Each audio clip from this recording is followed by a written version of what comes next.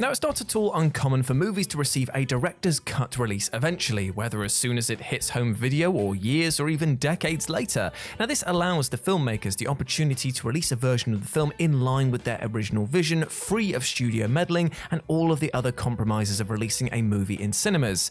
Now, these 10 movies, most of which are great and some of them even masterpieces in their own right, all received alternate versions, from remixes to remasters, colorizations and even contemporary updates, which have been largely missed by the mainstream. So let's take a look at them. As I'm Jules, this is Whatculture.com, and these are 10 alternative versions of movies you didn't know about. Number 10, Drive, but with an alternate soundtrack.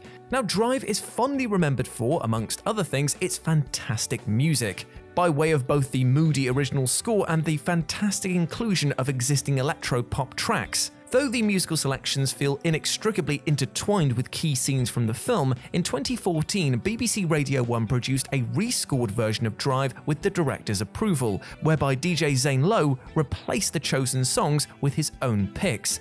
This new version contained new songs from Churches, Banks, Bastille, Bring Me the Horizon, and the 1975, and viewers were able to switch between the original and new soundtracks with the mere press of a button. Reviews from both music critics and general audiences proved decidedly mixed, some appreciating the effort while others feeling that the original musical choices were so instinctively perfect that it was a fool's errand to bother messing with it at all. Number 9, Kill Bill, The Whole Bloody Affair combines both movies. You might be well aware that Quentin Tarantino's two-part Kill Bill saga was originally conceived and shot as a single film, but scissor-happy producer and general trash planet of a human being Harvey Weinstein suggested that the director cut the film in two to avoid brutal edits, and considering that the two movies total over 4 hours, it's fair to say that it would have been a very difficult sell as a conventional multiplex feature. Audiences would have been put off and cinema chains wouldn't have wanted to program something so ridiculously long. Splitting the film in two not only allowed Miramax to make more money, but ensured Tarantino could keep more extraneous material in each film, such as O-Ren Ishii's animated backstory in Volume 1.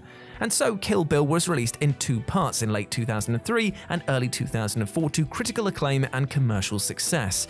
However, in 2008, Tarantino revealed the existence of his original 4-hour version of the story as a single movie, which included an extended version of O-Ren's origin entitled Kill Bill, The Whole Bloody Affair. Tarantino began screening the film at his own picture house, New Beverly Cinema, in 2011. But it never received a wider release beyond this. Over a decade later, it still hasn't been made available on home video, with Tarantino recently releasing an extended mini-series version of The Hateful Eight to Netflix. Many are hopeful The Whole Bloody Affair could end up on a streaming service in the near future. Number 8, Mad Max Fury Road's black and chrome version removes all color. Though Mad Max Fury Road is one of the most stylistically vibrant blockbusters of the last 10 years, director George Miller actually realized during production that he preferred the film in black and white. He consequently negotiated with Warner Brothers to release a black and chrome version of the film on home video, which stripped away the orange-soaked color palette for pure black and white. And while some might assume this involved nothing more than pressing a button and re-rendering the movie, it actually required the entire film to be regraded, taking into account the contrast, saturation, and so on of each individual shot. Legendary cinematographer John Seale wasn't involved with its creation but gave his blessing, and it was largely well received by critics and fans alike for telling the original story through a different aesthetic lens. Number 7, Final Destination 3's Thrill Ride Edition lets you choose your own deaths. Final Destination 3 isn't one of the better entries into the hit horror series, but the home video release did offer up an inspired dose of added value. The so-called Thrill Ride Edition included a Choose Their Fate feature, which turned it into an interactive film of sorts, allowing audience members to make decisions which alter the story. As such, you're able to see alternate death scenes for several characters or even spare them from death entirely. Most hilariously, you can even stop the central characters from boarding the doomed roller coaster altogether, meaning protagonist Wendy never has her premonition and the film just abruptly ends. This is actually a pretty inspired idea for a franchise that's always worn its B-movie inspirations on its sleeve. It's a shame the 2 sequels never kept it up for their DVD releases. Number 6, The Matrix's Ultra Green Remaster. Ever since The Matrix received its 2008 Blu-ray re-release, audiences have effectively been made to watch a version of the film that many consider to be inferior to both the original theatrical release and their earlier DVD releases. The problem, inherently, was that the film had its colors regraded for the 2008 Blu-ray to be more stylistically consistent with its two original sequels, The Matrix Reloaded and The Matrix Revolutions. You probably remember that the scenes set inside The Matrix in those movies have a distinct green tint to them, which differentiates them from the more washed-out scenes in Zion. The original release of the first film utilized a far more subtle and subdued green tint, and so many fans felt that this new color grade was excessive and strayed too far from the original aesthetic. This green-tinted version was widely used by streaming services for many years, and it wasn't until the 2018 4K re-release that the original grade was restored, as overseen by the trilogy's cinematographer Bill Pope. Number 5. The Godfather Trilogy, 1901 to 1980, combines the films into a 10-hour endurance trial. Even with the third Godfather movie being demonstrably worse than its all-time predecessors, the Godfather saga is still one of the finest trilogies in cinematic history. With the 3 original theatrical releases totaling roughly 9 hours in length, the prospect of combining all 3 into a single project seemed logically unfeasible, and yet director Francis Ford Coppola decided to do it anyway. After the release of The Godfather Part 3, he and longtime editor Walter Murch got compiling a 9-hour 43-minute cut of all 3 movies combined, recut into chronological order and complete with material cut from their respective theatrical releases.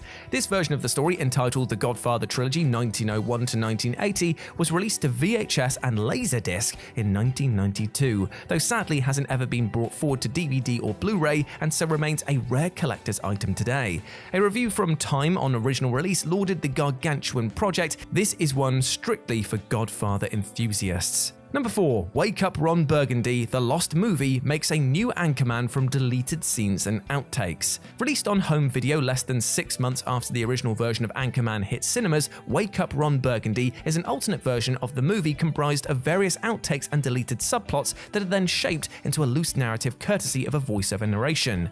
The result is a rough but fascinating film which shows just how much material was originally filmed and ultimately discarded. Much of this involved a group of hippie bank robbers known as the Alarm Clock, and when test audiences hated this aspect of the film, it was cut and new material, namely the subplot of the panda giving birth, was filmed to replace it in the theatrical release. Wake Up Ron Burgundy doesn't really function as anything more than a feature-length DVD extra, which is exactly what it was, being bundled with some releases of Anchorman. It's clear why most of this didn't make the original cut, but it's still an intriguing curiosity in its own right. Number 3. Casablanca Colorized Edition. No film in cinema history has been more bitterly embroiled in a color controversy than Casablanca, which was colorized in the 1980s by media mogul Ted Turner at the cost of $450,000.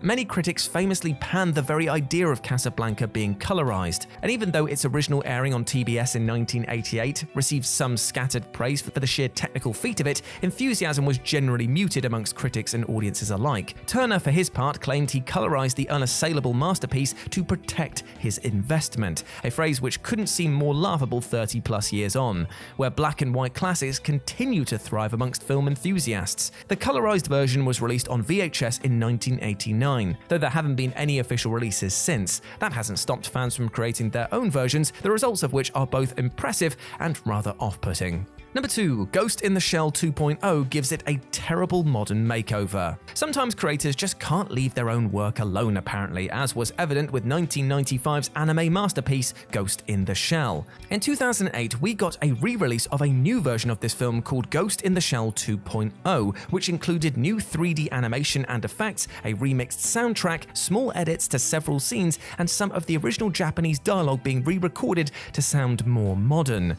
This new version has largely flown under the radar for all but hardcore fans of the series, yet proved massively divisive for 2 major reasons: the excessive inclusion of 3D CGI and the horrendous color grade. Many key moments from the original film have been recreated with modern CG animation and look nowhere near as appealing as the original, which combined 2D hand-drawn film cells with digital effects. It doesn't help that the shots within the same sequence keep switching between 2D and 3D and proves extremely distracting. And for some reason, reason, the director also made the decision to give this film a nauseating orange hue, making it all fall stylistically in line with 2004's non-canon sequel Ghost in the Shell 2: Innocence, which was counter to the bluish color grade of the original version. And number 1, Night of the Living Dead 30th Anniversary Edition contains newly filmed footage and music. Now, it's well known that George A. Romero's seminal zombie movie Night of the Living Dead accidentally entered the public domain upon release due to the original distributor failing to include a copyright notice in its credits, allowing anyone to remake it free of charge without permission. But you might not know about the contentious 30th Anniversary Edition of this movie, which was created by the film's co-writer John A. Russo and released in 1998. Now, here he filmed new scenes to be inserted into Romero's existing footage and had a new soundtrack composed in order to make the film feel more contemporary. Yet critics and fans largely panned this new version, lamenting that the new footage looked out of place next to the original scenes, and even featuring a visibly much older Bill Hinzman reprising the role of the cemetery ghoul. Now, some of the alternate versions on this list are great remixes, others are intriguing curios, and some, like this, you'll just probably wish you could remain blissfully ignorant of. Yeah, sorry about that.